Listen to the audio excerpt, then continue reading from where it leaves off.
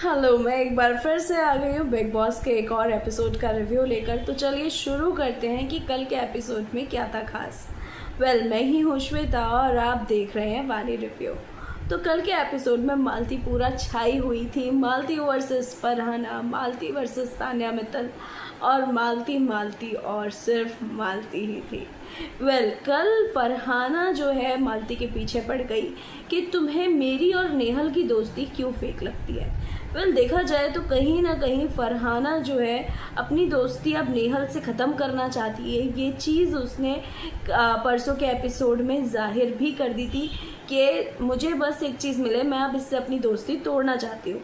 कहीं ना कहीं नेहल और जो बसीर वाला ये जो फेक लव एंगल है, देखिए वो चीज़ फेक है। ये चीज़ मैंने आपको कल भी बोली थी कि ये जो भी लव एंगल दिखा रहे हैं वो फेक है। तो ये हो सकता है कि बसीर की वजह से भी फरहाना अब थोड़ा जेलस फील कर रही है नेहल की वजह से। तो इसलिए वो नेहल से अब अपनी दोस्ती ख़त्म करना चाहती है। उसे ये था पहले नेहल शुरू नहीं करेगी, बट नेहल ने बसीर के साथ अपना लव एंगल स्टार्ट कर दिया। तो जिस वजह से कल मालती से वो पीछे पड़ गई कि मुझे बताओ क्या लगता है, मुझे कोई एविडेंस दो, एविडेंस दो।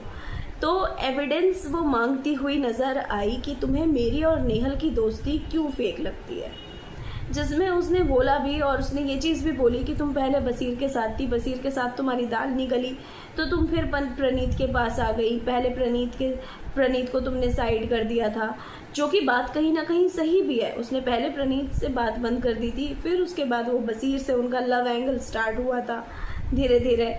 जब बसीर का नेचर ही ऐसा है कि वो लड़कियों को समझता ही नहीं है, तो उसके बाद उसका फिर से अब प्रणीत के साथ दिखाया जा रहा है, जिसको मालती ने बहुत अच्छा कैच किया है। बट हाँ, जो प्रॉब्लम मालती में समझ आ रही है, उसे फ्रेम करना नहीं आता, या ये कह लो उसे उन बातों का काउंटर करना नहीं आता। काउंटर ना करने की वजह से वो अपना जो कॉन्वर्सेशन है वो बीच में छोड़कर भाग जाती है।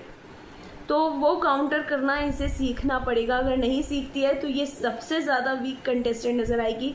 भले इसके पास पॉइंट हो, भले इसके पास दिमाग हो, बट मालती सबसे वीक कंटेस्टेंट है जब तक इसे काउंटर करना नहीं आता। कल के एपिसोड में एक बात बहुत ख़ास थी कि जब डेन्यूब में आमाल, नेहल, बसीर, शहबाज और तान्या बैठे होते हैं, तो तान्या जो है अमाल की फ़ोटो लेकर उसकी डॉगी को कुची कुछ कर रही होती है, तो उसे मतलब खिला रही होती है।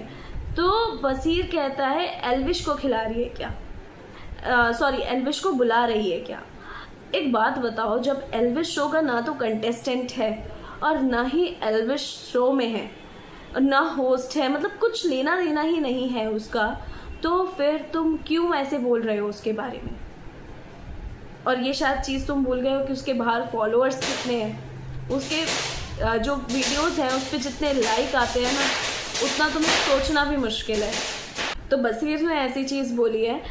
तो तान्या मित्तल एकदम से कहती है कि मैं उसे क्यों बुलाऊंगी, मैंने उससे दोस्ती करने से मना कर दिया था। तो एकदम से नेहल कहती है वो बहुत क्यूट है, मतलब मुझे तो वो क्यूट लगा, जिसे एकदम से बसीर चिढ़ के कहता है अच्छा तो फिर मैं जा रहा हूँ।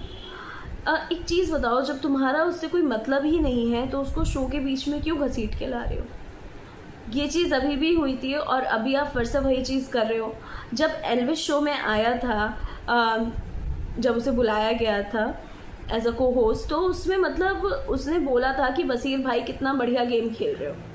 उसने आपको बसीर भाई कह के बोला और आप उसकी रील्स छाप रहे हो, आपके पीआर उसकी रील्स छाप रहे हैं, उन रील्स पे अच्छे खासे व्यूज़ कमा रहे हो, उस रील से व्यूअरशिप ले रहे हो, और आप इस तरह से एल्विश के बारे में कह रहे हो। जब फिर यही बाहर आपको ट्रॉल करेंगे तो फिर आपको बुरा लगेगा।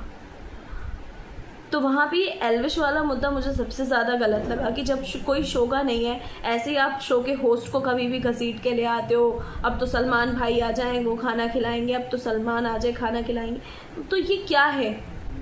तो इस तरह की ये चीज़ें समझ नहीं आती हैं। तो वहीं पर उसके बाद जो मेन मुद्दा हुआ कि मालती जो है तान्या को एक्सपोज करती हुई नज़र आती है। नीलम को कहती है वो कि तुम्हें सिर्फ वही चीज़ें दिखती हैं जो तान्या अपने बारे में बताती हैं, और ये चीज़ मैं तुम्हें इसलिए बता रही हूँ क्योंकि तुम नहीं लड़ती हो अपने मुद्दों पर।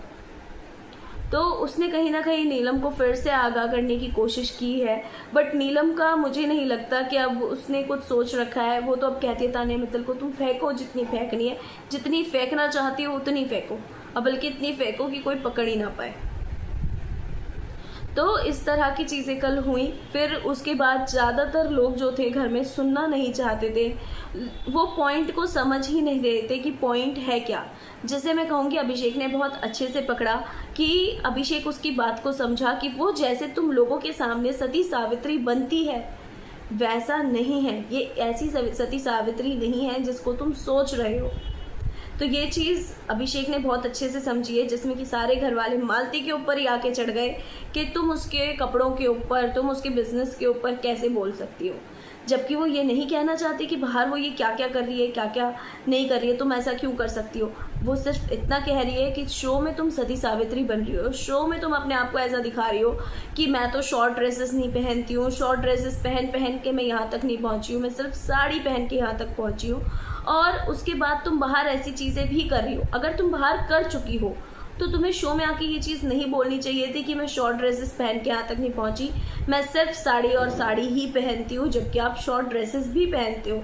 आप रील्स के सामने खड़े होके, लेकिन आपके ऊपर कुछ नहीं होता, आप पहन रहे होते हैं, लेकिन बहुत सारी चीज़ें ऐसी हैं, एडल्ट टॉयज़ हैं आपके, चलो ठीक है वो भी अगर बिजनेस में काउंट ऑन करते हैं, तो फिर आप अपने आप को सिर्फ स्पिरिचुअल इन्फ्लुएंसर मत कहो ना, आप अपने आप को वैसा पोर्ट्रे मत करो।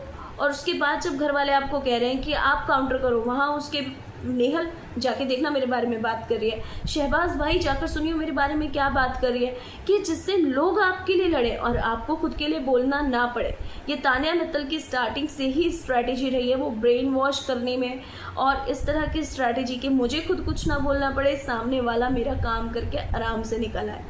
तो ये उसकी स्ट्रैटेजी बहुत अच्छी खासी डे 1 से रही है। तो मैं ये कहूँगी तान्या मित्तल डे 1 से कैलकुलेटिव माइंड के साथ ये गेम खेल रही है, और कहीं ना कहीं अब मेकर्स उसको एक्सपोज करना चाहते हैं, तभी ये चीज़ सामने लेकर आ रहे हैं।